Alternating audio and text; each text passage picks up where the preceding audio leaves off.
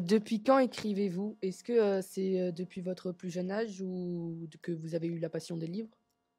Alors, au départ, en fait, ça démarre par l'écriture. En fait, j'étais vraiment très petite et je ne savais pas écrire. Donc, en fait, j'avais des histoires dans ma tête. Donc, j'écrivais comme on l'entend, comme un petit voilà, va restituer quelque chose, mais sans orthographe, sans rien. Et en fait, je faisais tout. Je faisais l'objet livre, en fait, c'est-à-dire l'histoire. Je faisais les dessins, l'illustration. Je faisais la couverture et puis après, je reliais comme je pouvais. Enfin voilà, c'était vraiment le livre dès le début. Et donc, je pense que c'est après que c'est venu la lecture. Quels sont les principaux thèmes de vos livres et est-ce que ce sont des livres engagés? Au départ, j'ai pas de thème. En fait, c'est un peu pareil. Ça part toujours d'un personnage, en fait. Je sais pas. Je me dis pas un matin, je me lève pas, je me dis tiens, je vais écrire un livre. Qu'est-ce que je vais bien pouvoir écrire? Qu'est-ce que j'ai envie de parler de quoi? Non, en fait, ça se passe pas du tout comme ça. C'est un personnage qui vient petit à petit dans ma vie du quotidien, quoi. Je sais pas, quand je fais le ménage, quand je me promène, c'est des choses toutes bêtes, hein. Je fais la vaisselle, voilà. Et c'est des choses qui viennent comme ça. Alors, c'est souvent à partir d'une vraie personne que je rencontre, que je croise, que je connais pas forcément. Et c'est cette personne vraie qui devient personnage. Et là, j'ai quelque chose qui est en train de se construire. Voilà, mais je me mets pas devant ma feuille, devant mon ordinateur. Je me dis pas un beau matin, je vais écrire une œuvre engagée. Vivez-vous bien le fait d'être lu par beaucoup de gens? Non seulement on le vit bien, enfin je le vis bien, mais c'est en fait aussi ce qui me permet d'évoluer en tant qu'autrice et écrivaine. Et c'est ce qui me permet de me connaître en tant qu'autrice. Donc il y a des points négatifs et puis des points positifs. Donc moi je commence par le point négatif de choses qu'on a pu me dire, que c'était souvent un peu trop court, un peu trop synthétique, où parfois on est sur notre fin, on aimerait en avoir plus. Parce qu'effectivement, je n'écris pas des romans très longs. Comme vous pouvez le constater, les Hyènes n'est pas très long. Et ils sont tous à peu près 140 pages, des choses comme ça. Bon, alors après, c'est aussi mon style d'écriture. Et après, les côtés positifs, c'est que c'est souvent, il y a beaucoup d'émotions, c'est très poétique, que ça fait aussi, que c'est une écriture simple, mais qui fait en même temps un peu, qui pose question, qui peut déranger, qui peut déplacer des fois sur des choses qui paraissent toutes prêtes et prêtes à penser. Et ben non, finalement non. Donc voilà, oui, je vis très bien le fait d'être lu et d'avoir des retours. Quel est votre type d'écriture préféré, le dialogue ou le récit? Alors en fait, j'ai pas de type de dialogue préféré puisque le dialogue et le récit, ça va ensemble en fait. C'est comme un système de dosage entre un roman, c'est entre récit et dialogue. Donc le récit doit arriver à point, mais ça, encore une fois, je pense que c'est plutôt naturel.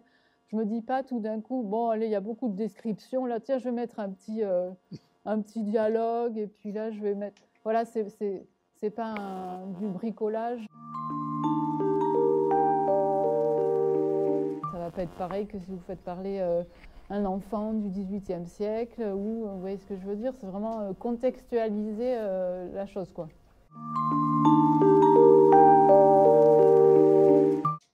Quel est votre style préféré à lire et à écrire? Et où à écrire? Le style, c'est-à-dire? Le style, par exemple, je sais pas, du théâtre, romantique, fantastique. J'ai pas de genre de prédilection. C'est le roman plutôt. Mais en fait, c'est du roman un peu court.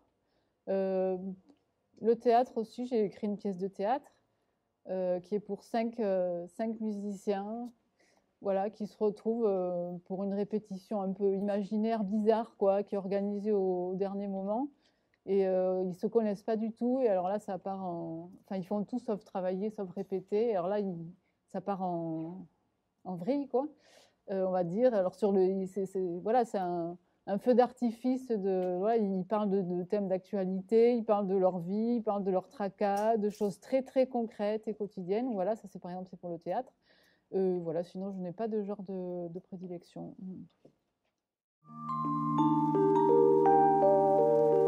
Quel est votre livre préféré et pourquoi?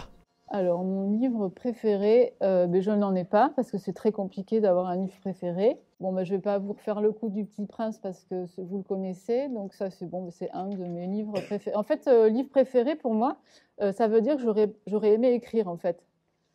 Donc, Le Petit Prince, oui. Après, il y a les nouvelles du livre de la jungle. Alors là, c'est absolument, c'est merveilleux pour moi. Donc, je ne sais pas si vous les connaissez parce que, en fait, ça pourrait être aussi bien. Enfin, c'est des nouvelles. Donc déjà, on est en plein dans notre sujet parce que vous venez d'écrire une nouvelle. Et c'est pas que les 3 premières nouvelles du livre de la jungle. Vous connaissez, je pense, le personnage de Mowgli avec les loups, tout ça. Donc, il y a eu des films et tout. Donc ça, c'est les 3 premières nouvelles de Kipling, mais le livre de la jungle, il y a d'autres nouvelles, en fait, qui sont encore, enfin, je dirais, qui sont aussi belles. Et c'est sur des animaux qu'on connaît peut-être pas beaucoup. Donc, il y a un phoque blanc. Donc, le phoque blanc, il reste blanc adulte. Donc, ça, c'est hyper rare. Et en fait, ce phoque blanc, donc, il va partir, parce qu'il habite sur une île, et donc ses congénères sont en train de se faire massacrer par les hommes parce qu'ils récupèrent les peaux pour faire des semelles, pour faire ci, pour faire ça. Donc il part tout seul, très courageux, il va très très loin, essayer de trouver une autre terre habitable. Et donc il va rencontrer des morses, voilà, des animaux comme ça, des lions de mer, qu'on ne connaît pas. Et alors ça finit par le lamantin quand même, la vache marine. Vous voyez ce que c'est, peut-être? Voilà. Donc ça c'est très beau, c'est le livre de la jungle. Après, il y a l'histoire d'une mangouste aussi. Et donc la mangouste, elle est recueillie par un couple parce qu'il s'est noyé plus ou moins. Donc ils le font sécher au soleil. C'est un petit animal, un petit carnivore. Je ne sais pas si vous voyez ce que c'est. Donc voilà, c'est justement ça serait l'intérêt parce qu'en fait Kipling il se met dans la place dans la tête des animaux. Hein. Il parle, c'est la mangouste. Après donc voilà. Et la mangouste est réputée pour lutter contre les cobras. Voilà. Donc, il va rendre service au couple qui l'a recueilli. Un que j'aime beaucoup et que j'aimerais vous conseiller aussi, c'est La route de Cormac McCarthy. Voilà, donc il y a eu un film aussi dessus, mais le livre est absolument magnifique. Donc, c'est l'histoire sur fin de fond du monde. En fait, c'est l'histoire d'un père avec son enfant. Donc l'objectif, il n'y a plus de maison trop qui tient debout et tout le long, vous avez des arbres qui tombent. Mais ce qui est intelligent et poétique, c'est qu'il n'y a pas de raison à cette fin du monde. Hein. On ne vous dit pas qu'il y a eu telle comète ou telle bombe ou machin. Ce n'est pas très intéressant de savoir pourquoi c'est la fin du monde. Et d'abord, est-ce que c'est vraiment la fin du monde? Donc l'objectif, c'est d'atteindre la mer. Donc il y a tout un voyage où le but, c'est d'essayer de trouver à manger et surtout de ne pas se faire manger soi. Parce qu'il y a des hordes d'hommes et de femmes, évidemment, qui sont dans le principe de la survie. Donc, quand il n'y a plus rien à manger, qu'est-ce qu'on fait? Voilà. Donc, on continue. Donc, le but du père, c'est évidemment que son enfant, à tout prix, survive. Et il va y arriver. Donc, ce que je veux dire, c'est que c'est un livre très poétique, très dur, mais qui finit bien. Qui a une fin très positive, et donc je ne vous la donnerai pas. Pour que vous ayez envie de lire le livre. En combien de temps vous écrivez un livre? Alors en fait les étapes, c'est... Bon, je vais dire globalement ça va prendre 1 an, mais c'est pas 1 an d'écriture devant l'ordi, quoi. C'est comme je vous dis, c'est beaucoup voilà, en y pensant, en faisant des lectures, voilà, ou en visionnant des films si ça doit voilà, enrichir, on va dire, mon domaine de prédilection, ou ce que j'aimerais bien approfondir dans mon livre. Et donc après, il y a un moment donné où vraiment je me sens forcée de me mettre devant l'ordinateur parce que j'ai trop de choses. Je ne prends pas de notes, en fait, trop, moi, manuscrites. J'écris rien, enfin, j'écris des mots, des fois, quelques mots, quelques expressions sur du papier, mais j'écris pas, je fais pas de brouillon, contrairement à tout ce que je vous avais dit aussi, que c'était bien d'avoir un brouillon quand on fait une nouvelle. ou un écrit, parce qu'on a toutes nos traces, on a toutes nos ratures et on a vu tout le travail qu'on a fait. Donc en fait, ça se contredit parce que moi, j'en ai pas. Donc j'ai que l'ordinateur, en fait, il me reste que la version finale. Donc voilà, mais je me mets vraiment, c'est quoi? C'est 3 mois en faisant que ça d'écriture, mais pour finaliser le texte. Voilà, c'est à la fin ça. Sinon, ça prend un an de manière générale, quoi. Quels sont les bons et mauvais côtés du métier d'auteur? Alors, on va commencer par les mauvais. Les mauvais côtés, en fait, j'ai un gros travail de recherche, c'est un petit peu pour des financements, en fait.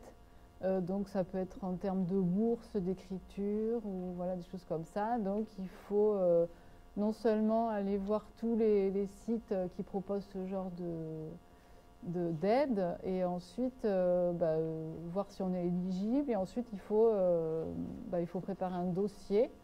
Donc tout ça, ça peut être très laborieux, très contraignant parce que ça revient souvent, parce qu'en fait moi je ne vis pas que des droits d'auteur, donc j'ai besoin d'autres financements et d'aides. Donc j'ai eu une super bourse de la région, par exemple pour mon livre sur la flûte traversière. Donc, mais après c'est ponctuel, donc c'est sur une année. Après il faut recommencer voilà, les demandes. Donc en fait ça prend beaucoup de temps et d'énergie, et donc à la place, comme je suis pas une surfemme, à la place j'écris pas ou je fais pas autre chose. Donc voilà. Et donc voilà. Et les bons côtés, c'est tout le reste, donc c'est génial. Parce que alors par exemple, une chose que j'ai pas encore abordée, qui peut être intéressant, c'est que si j'ai besoin d'un renseignement, de quelque chose, je suis souvent, la plupart du temps, hyper bien accueillie par les gens quand je leur dis, par exemple, voilà, j'écris un livre, bon, je montre un peu parce que bon, y a plein de gens qui seraient pas très sérieux, mais enfin voilà, une fois que j'ai montré mon parcours, et je dis, bon, voilà, j'écris ce livre et j'ai besoin d'avoir un renseignement sur les médias, par exemple. Et donc les gens en général sont super contents de parler de leur métier ou de ce qu'ils connaissent, parce que c'est dans un cadre détendu. Justement, moi, je n'ai pas de télé, voilà, il n'y a pas de contraintes. C'est vraiment même intime. C'est une relation intime qui se crée. Donc ça m'est arrivé 2 fois. Alors par exemple avec des chanteurs d'opéra, voilà, j'écrivais des livres sur l'opéra, et donc bon, c'est des gens qui ont l'habitude de la scène, hein, qui ont l'habitude d'être interviewés, tout ça. Mais là, c'était pas du tout pareil. Ils m'ont dit des choses qu'ils vont pas dire à la télé. Par exemple, quand ils ont peur, tout simplement, ou quand tout d'un coup ils trouvent que c'est pas du tout bien ce qu'ils font et qu'ils doivent rentrer sur scène et qu'ils sont pas du tout en forme. Et donc vous arrivez à capter des moments comme ça d'intimité qui sont assez magiques. Et voilà. Et donc dernier exemple. Alors quelque chose qui n'est pas du tout de mon domaine habituel. Dans un précédent roman, j'avais un personnage qui était pilote de chasse. Et donc, alors moi, j'y connais rien du tout, en tout ce qui est armée, militaire et tout. Et donc, en fait, c'est parce que j'avais rencontré d'abord un pilote de chasse, et je trouvais ça, pour moi, c'était un univers voilà, qui était complètement... j'ai découvert quelque chose que je ne connaissais pas. Et j'ai eu envie vraiment, là, tout d'un coup, je me suis dit, bah oui, mais moi, je veux ce personnage. C'est trop passionnant. Et là, je lui ai demandé d'avoir des renseignements voilà, un peu précis sur sa formation. Il m'a expliqué tous les exercices de centrifugeuse et tout, l'histoire de 5G qui passe à des niveaux. Et alors là, moi, j'étais... voilà. Et il était très content, très content de me parler de son métier, voilà, des collègues. Après, bon, des choses qui dépassaient complètement ce dont j'avais besoin. Mais voilà, ça, c'est les bons métiers les bons côtés du métier, c'est que voilà, on peut aller voir dans tous les domaines si on est intéressé. Les gens, en général, ils sont contents et ça se passe bien. Et que faut-il comme qualité pour faire ce métier? Elle est bien cette question-là, les qualités. Je pense que c'est de ne pas avoir d'a priori. Bon, alors c'est dur parce qu'on est tous des êtres humains et en tant qu'être humain, on a tous forcément des préjugés sur les choses. Mais on n'a pas, voilà, c'est une manière d'aborder en fait le monde, les choses qui nous entourent. Les bénéfices de l'écriture. Alors les bénéfices de l'écriture, mais en plus de tout ce que j'ai déjà dit précédemment, c'est se mettre un petit peu, voilà, fermer la porte. Alors là, pour le coup, quand on écrit, je veux dire, au sens littéral, hein, quand je suis devant l'ordinateur, donc je mets de la musique en général, et, parce que ça me permet de me mettre dans mon monde. Donc c'est une musique que je choisis qui va aller dans le sens de ce que j'écris, au niveau des émotions, tout ça. C'est une musique un peu narrative. Souvent, c'est des musiques de films. Et donc, voilà, je ferme la porte. Les livres que vous avez écrits, considérez-vous que certains livres sont meilleurs que d'autres? Alors en fait, je ne me pose pas la question si je les aime. Parce qu'une fois qu'ils sont écrits et qu'ils ont été lus, et ils sont dans le passé pour moi.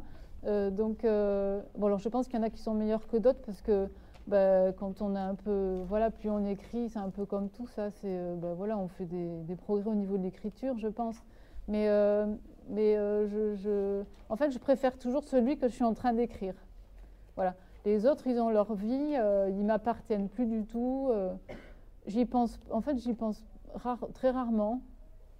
Voilà.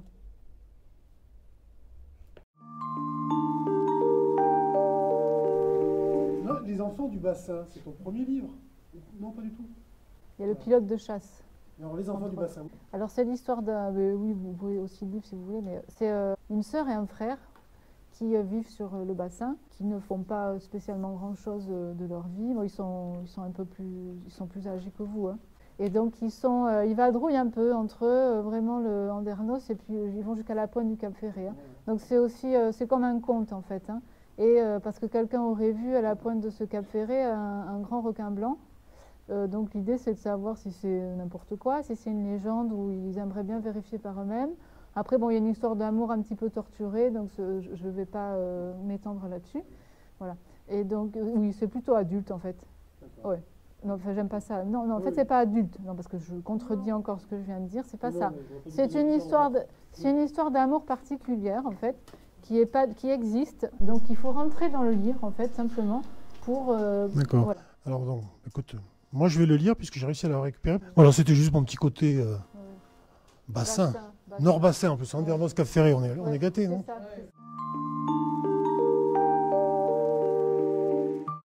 Après avoir écrit un livre, prenez-vous encore du plaisir à lire? C'est bien comme question, ça. Oui, c'est surtout, c'est plus je lis, plus j'ai envie d'écrire, et plus j'écris, plus j'ai envie de lire, en fait. C'est comme ça que ça se passe. Donc, il y a des romans qui m'ont vraiment donné beaucoup envie d'écrire après. Donc, par exemple, pour parler des hyènes, là, bon, moi, j'ai lu les... D'ailleurs, au début, il y a... Je vais vous lire juste en exergue, j'ai mis Romain Gary, hein. C'est aussi un livre que je vous conseille. Alors par contre, il est plus long. Voilà, Les Racines du ciel de Romain Gary, c'est un auteur, il a écrit ça en 1956, d'accord?